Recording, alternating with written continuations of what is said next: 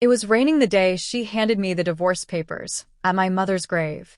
Not a soft drizzle, but a cold, merciless downpour that felt less like weather and more like punishment. She didn't bring an umbrella, just a sleek black folder tucked under her arm. Her makeup was flawless. Her eyes were dry. "I want everything," she said, not even glancing at the headstone.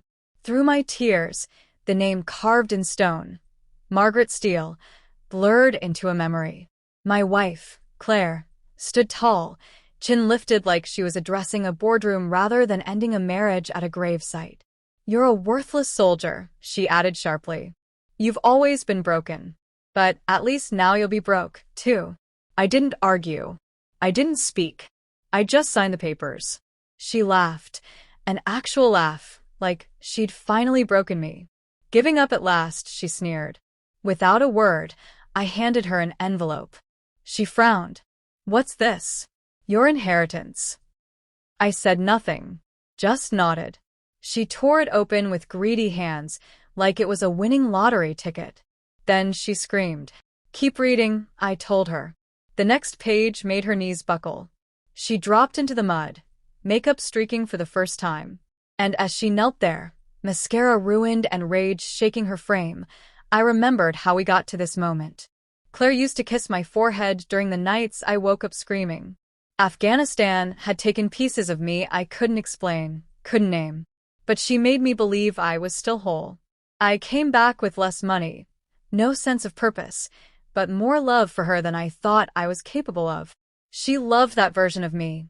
The wounded hero, the man who limped but still got up each day. The man who flinched at fireworks but held her through the panic. We bought a modest house with my VA loan. She turned it into a home, cozy, warm, filled with soft lights and the scent of her cooking. She laughed at my dark humor, whispered promises in the night, held me while I shook. But peace, it turns out, bored her.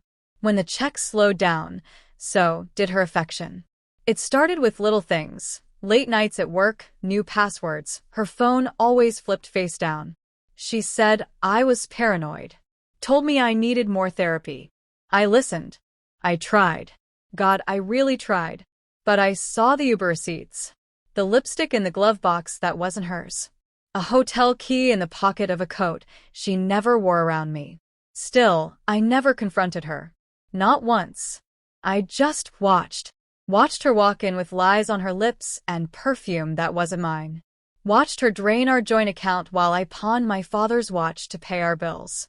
She thought I was weak. A broken veteran clinging to a perfect wife.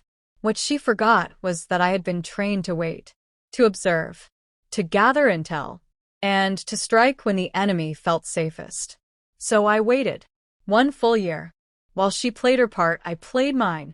I smiled through every lie, took every insult, signed every shady paper she pushed in front of me.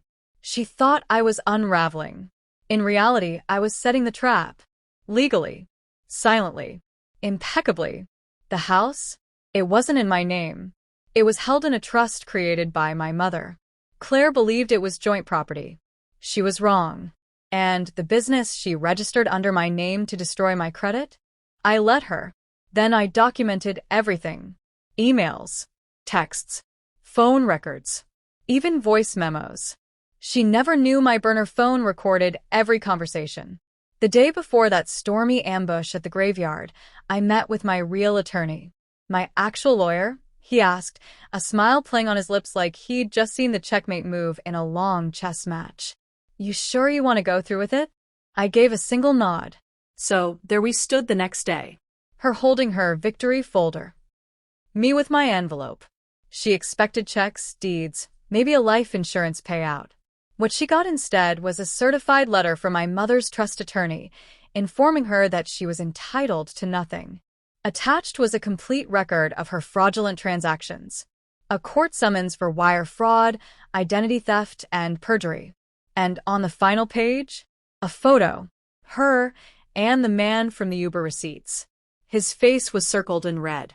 Below it, in bold font, Special Agent Declan Shaw, undercover. She collapsed. Mud splashed across her knees. She had no idea he worked for the State Department. No clue he was part of an ongoing sting. Didn't know that I wasn't just a soldier. I was a handler. I had assigned Declan to her 6 months earlier. The entire affair was engineered. Every email, every moment, fabricated under my direction. All of it recorded. Time-stamped. Court admissible. I knelt beside her as she sobbed into the dirt. "I warned you once," I whispered. "You don't betray someone who has nothing left to lose." Her lips trembled. "Please." But I stood. I lost everything in that war, except my mother and you. I looked down at the grave. Now, I'd buried the last person who ever truly loved me. I glanced around the cemetery. "The rest of this?" I said, gesturing to the wreckage she brought. "This is just cleanup." The police came for her 2 hours later. I was already home. I burned the couch she loved, donated her clothes, blocked every number. When the authorities asked what I wanted in return, I said one word: peace. They gave her 5 years. Fraud, tax evasion, obstruction of justice. She cried in court, claimed I had manipulated her. But the judge read her own texts aloud, one by one. She searched for me as they cuffed her. I didn't move. People ask if I regret it. I don't. Because revenge isn't about rage. It's about clarity, silence, patience, truth. It's watching someone dig their own grave and handing them the shovel.